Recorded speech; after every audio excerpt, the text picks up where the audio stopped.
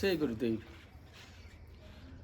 One of the questions I repeatedly get in my YouTube channel is that how do we get over the impacts of planets, the planetary impacts? First we need to understand what does the planet represent.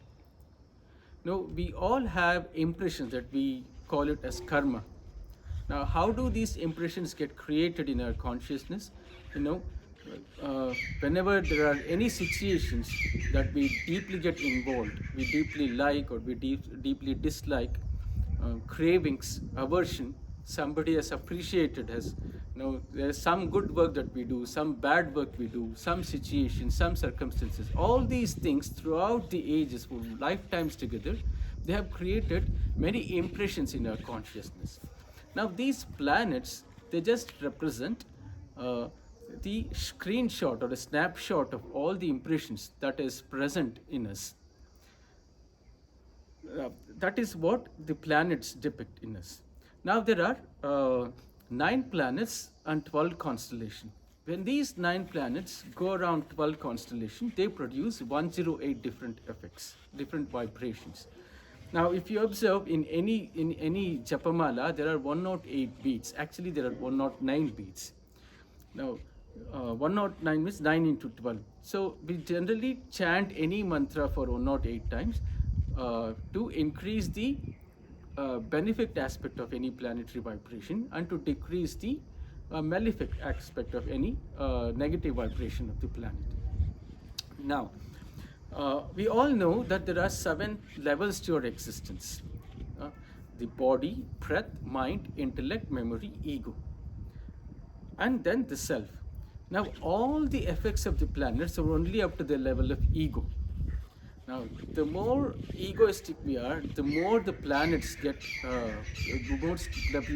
trouble us. I'll give you an example. Let's say we're all discussing here, we're all talking and discussing this planetary vibration. Let's say somebody comes and says that a phone has fallen down, and the phone has fallen down. It is the screen of the phone has broken. Now, it doesn't matter to us because we think it is somebody's phone.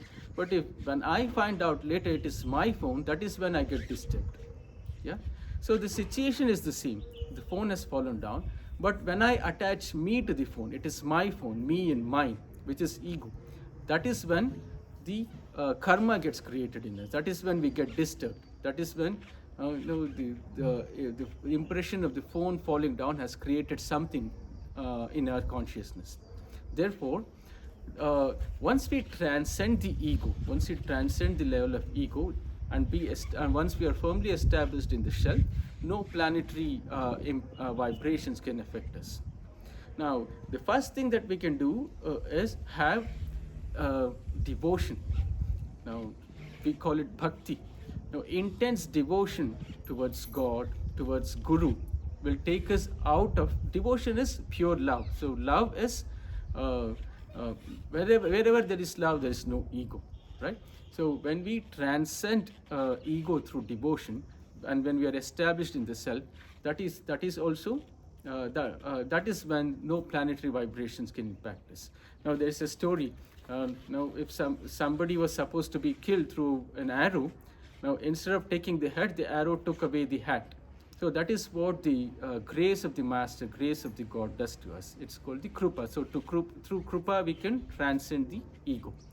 Next is through Seva, through service.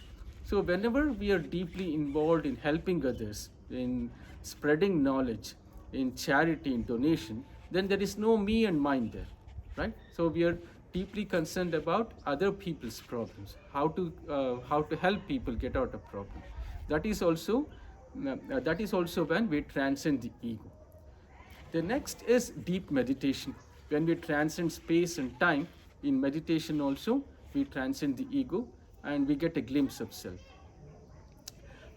Fourth is chanting. Like I said the other time, 108 times chanting of any mantra, Namah Shivaya, which represents the 5 elements: earth element, water element, fire element, air and space. Then all these elements bring in harmony. They come in harmony within us and surroundings, and that is also when we transcend the planetary effects, the vibration of any planetary effect. And in Purana, there is a story of Markandeya. There was this couple who didn't have a child. So they prayed to God, and God was very pleased. And the God gave the couple two options. Do you want a pious child who is short lived?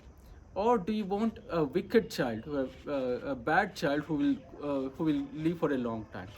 The couple thought about it and they said, "Let us have a good child for us." Now, the child was born and they named him Markandeya. Now, the astrologer, the Jyotishi, he looked at the chart and the astrologer said that this boy is short lived and he'll only live to 16 years. Now, Markandeya, right from the young age, he was so much devoted towards God. He was well versed in scripture. He was doing his seva, doing his sadhana, his meditation. So, at the age of 16, when the Lord of Death came to Markandeya, the legend says that he could not touch Markandeya because he had transcended ego by his practice of sadhana, seva, bhakti, and deep meditation, reading of scriptures.